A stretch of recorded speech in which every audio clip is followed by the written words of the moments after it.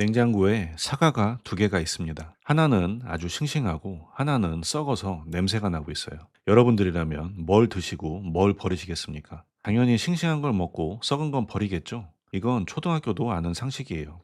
그런데 왜 주식 투자만 하면 반대로 행동을 할까요? 빨간불이 뜬 좋은 주식은 수익 줄 때 챙겨야지 하고 냉큼 팔아버리고, 손실 주긴 썩은 주식은 본전이 와야 돼라고 하면서 계좌에 모아두고 계시진 않은가요? 썩은 사과를 끌어안고 냄새를 맡고 있는 것과 같습니다. 자, 우리가 이런 비상식적인 행동을 반복하는 이유는 바로 인지심리학에 답이 있습니다. 자, 오늘은 우리가 투자를 하면서 손절을 하지 못하고 이 심리적인 오류 때문에 손실을 보는 5가지 이유에 대해서 설명을 하고, 그런 문제를 해결할 수 있는 3가지 방법에 대해서 이야기를 해보려고 합니다. 오늘 영상 끝까지 들어보시면 여러분들 계좌가 확실히 달라질 거라 자신합니다. 우리가 이제 손절을 못하는 5가지 이유에 대해서 이야기를 해보려고 해요. 주식 투자를 하면서 이제 가장 중요한 게 뭐냐라고 이제 물어봤을 때, 손절을 잘해야 된다라는 이야기를 이제 많이 들어보셨을 겁니다.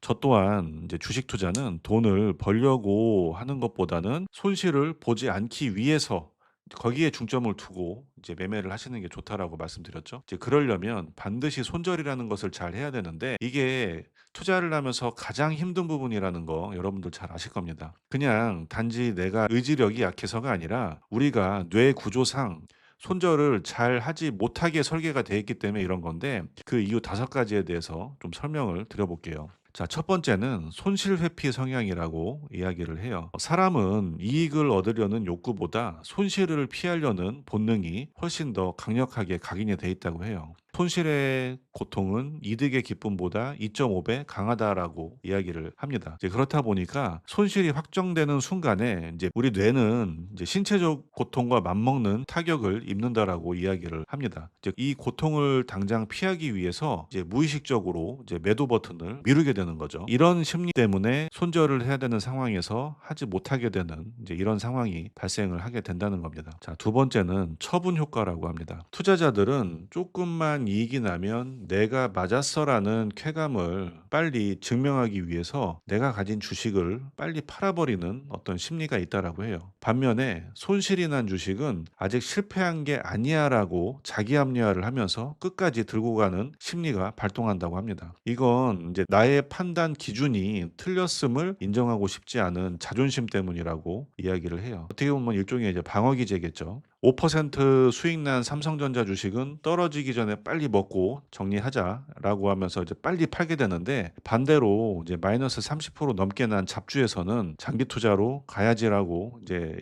그 자기 합리화를 하면서 절대 물타기를 하면 안 되는 상황임에도 불구하고 물타기를 하면서 손실을 불려나가는 경우를 많이 보게 되는데, 이제 이런 경우는 꽃을 다 뽑아버리고 잡초에 물을 주면서 키우는 것과 같은 상황이라고 보시면 돼요. 그리고 이제 세 번째, 매몰 비용에 오르라는 건데, 합리적인 투자라 함은 과거를 잊고 앞으로 이제 이 주식이 오를까에 대해서만 생각을 해야 됩니다. 이제 하지만 사람들은 내가 이걸 얼마에 샀는데, 또는 내가 이 주식을 얼마나 가지고 있었는데라는 사라진 매몰 비용에 집착을 하면서 잘못된 판단을 내린다는 거예요. 조금 쉽게 이제 예시를 들어보자면, 똥차를 수리하는데 이미 200만 원을 썼다고 가정을 할게요. 근데 또 고장이 났어요. 그럼 이제 이런 생각이 드는 거죠. 아, 지금까지 수리비 쓴 게 얼만데? 라는 생각이 들면서 또 100만 원을 고쳐서 수리를 하는 거죠. 생각을 해보면 차라리 그 돈으로 상태 좋은 중고차를 사는 게 더 나을 수도 있는 건데, 그동안에 쓴 돈이 아까워서 이제 밑 빠진 독에 물을 붓는 것처럼 이 고장난 자동차에 계속 돈을 들이는 심리를 이제 매물 비용에 오르라고 이야기를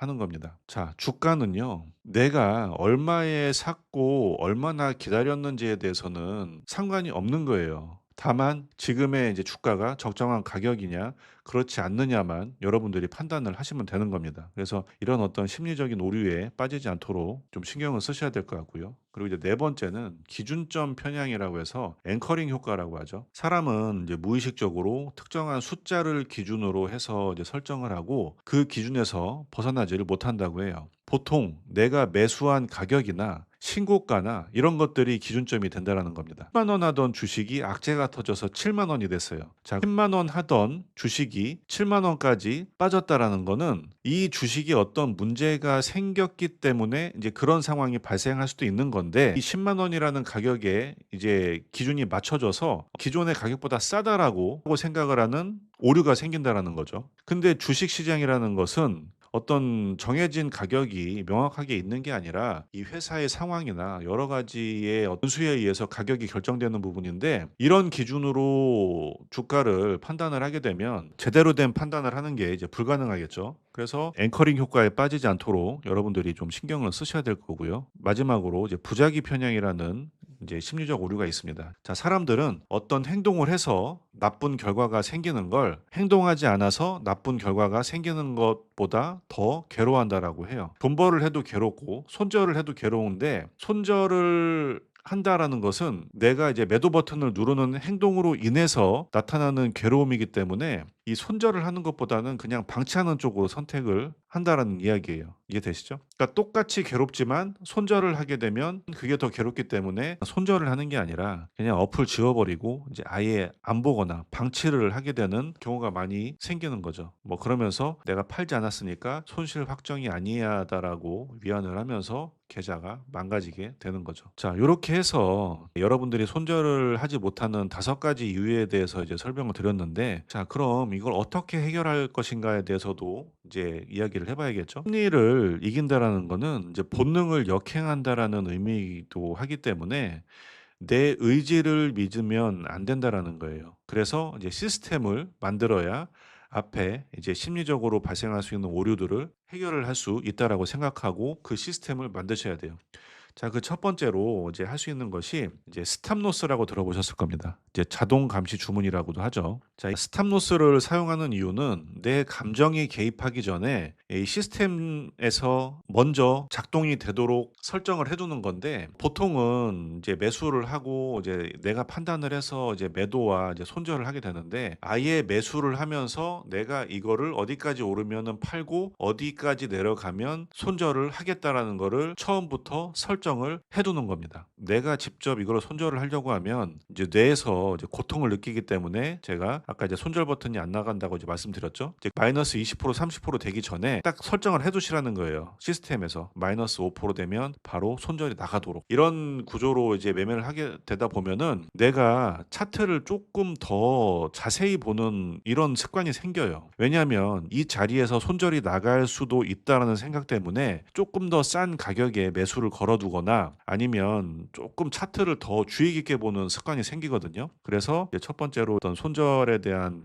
부분을 의지로 하기 힘들 때는 스탑로스를 사용하는 게 좋다. 자, 이제 두 번째 방법은 이제 제로 베이스의 기준으로 사고를 하는 거예요. 보통 우리가 이제 주식을 살 때 나름대로 분석이라는 걸 하잖아요. 차트 분석을 하던 아니면 기업에 대한 분석을 하던, 매매를 하기 전에 어떤 이제 기준을 두고 이제 공부를 하는데, 공부를 하는 과정에서 이 주식의 실제 가치와 상관없이 더 높은 가치를 부여를 한다라는 거예요. 객관적이지 않다라는 거죠. 그러다 보니까 이 주식이 선택이 잘못됐음에도 불구하고 계속 보유를 하게 되는 거죠. 그러면은 이제 이런 경우에는 이걸 어떻게 해결을 할 수 있느냐. 매일 아침마다 내가 이제 장을 시작하기 전에 한번 생각을 해보는 거예요. 만약에 내가 이 주식이었고 100% 현금이라면 그래도 내가 지금 가격에 이 주식을 살까? 만약에 예라고 한다면 보유를 하는 게 맞는 것이고, 아니라고 대답을 한다면 그 종목은 손절을 하는 게 맞아요. 왜냐하면 내가 100% 현금이 있어도 지금 다시 매수를 안 하고 싶은 주식을 가지고 있을 필요가 없다라는 겁니다. 그냥 단지 여러분들이 부여한 가치 때문에 이제 방치를 하고 있는 것뿐이지, 실제로 여러분들 스스로도 이게 잘못된 종목이라는 것을 다 알고 있다라는 거예요. 그런데 이제 여러분들이 이제 또 이렇게 반문하실 수가 있어요. 아, 근데 지금 내가 가진 주식이 적정한 가격인지 아닌지 솔직히 잘 모르겠다. 그 기준을 잘 모르겠다. 뭐 이렇게 이야기하시는 분도 계시겠죠. 그럼 이제 내가 가진 주식이 이제 그 괜찮은 상황인가 아닌가를 이제 판단할 수 있으려면 여러분들이 이제 회사의 어떤 가치 평가가 됐던 아니면 차트상의 위치가 됐던 이거를 판단할 수 있는 기준이 있어야 되잖아요. 자, 그러려면은 여러분들이 어느 정도는 차트를 보고 분석할 수 있는 어떤 그 안목이 있어야 되는데 이제 그게 사실 어려워서 제 영상을 보시는 분들이 많으실 거라 생각을 합니다. 이제 그래서 제가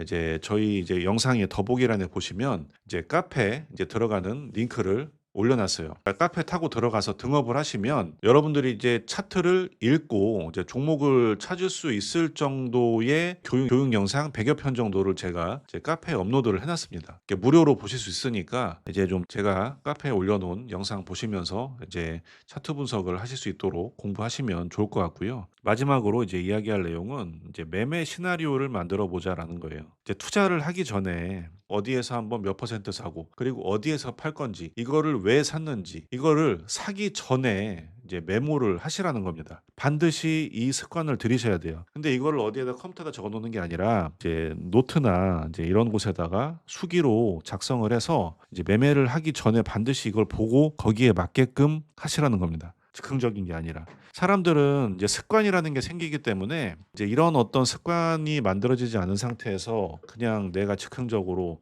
사고 싶을 때 사고 팔고 싶을 때 팔고 이제 이런 식으로 매매를 하시다 보면 그 습관을 고치기가 굉장히 힘들단 말이에요. 그리고 이제 지금처럼 이제 손절이 안 되는 상황에는 더더욱 앞에 이야기한 그런 부분 때문에 이제 손절이 어려운 경우가 이제 발생을 하게 되고 그러면 계좌가 망가지게 되고 그러다 이제 주식 방치하게 되고 또 주식 그만두게 되는 이런 악순환이 반복이 되는 겁니다. 그래서 이제 그런 상황을 만들지 않으려면 앞에 말씀드렸던 이제 스탑로스를 활용한다든지 아니면 제로 베이스로 생각을 해본다든지 이제 매매 시나리오를 확실하게 작성을 하고 내 투자금이 없어지는 것을 방어할 수 있는 시스템을 구축을 해놓는다면 여러분들의 이제 매매가 훨씬 더 좀 좋아질 거라고 확신을 합니다. 자, 이렇게 해서 오늘은 이제 우리가 손절을 하지 못하는 5가지 이유와 이제 손절을 잘 하기 위해서 어떻게 해야 되는지 3가지 방법에 대해서 이야기를 해봤는데요. 오늘 정말 정말 중요한 내용이니까 이해가 잘 안 되시면 2번, 3번 돌려보시면 좋을 것 같아요. 자, 오늘 영상이 도움이 되셨다면 구독과 좋아요, 알림 설정 부탁드리고 다음에 더 좋은 영상으로 찾아뵙도록 하겠습니다. 이상입니다.